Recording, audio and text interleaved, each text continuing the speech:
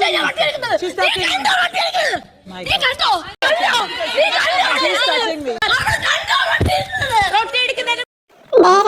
തന്നെ ജിസയിലും അനുമോളും പോരടിക്കാൻ തുടങ്ങി. ഉയര കൂടുതലുള്ള ജിസയിലിനോട് ഒരസൂയ അനുവിന്, സ്വാഭാവികമായ സൗന്ദര്യമുള്ള അനുവിനോട് ഒരസൂയ ജിസയിലിന്.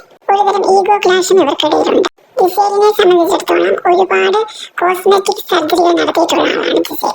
ധാരാളം സ്ക്രാച്ചുകളും മാർക്കുകളും ഒക്കെ ഫേസിലും ബോഡിയിലുമുണ്ട്. അതുകൊണ്ട് തന്നെ മേക്കപ്പ് ഒരു അനിവാര്യ ഘടകമാണ്.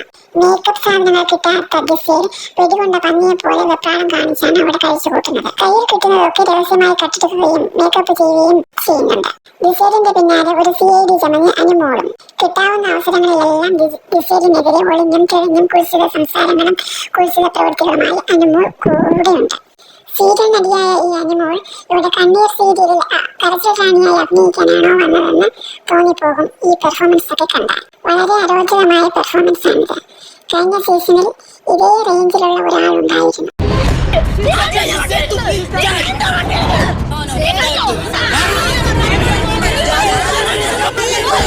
അവളെ ബോയ് ഫ്രണ്ട്സ് അല്ലേ അവിടെ ഇരിക്കുന്ന മൊത്തം പെണ്ണിനെ കണ്ട വീഴുന്ന കുറെ മൊണ്ണ. അങ്ങനെയെങ്കിൽ സ്റ്റാർ മാജിക്കിലെ മൊണ്ണയാണോ?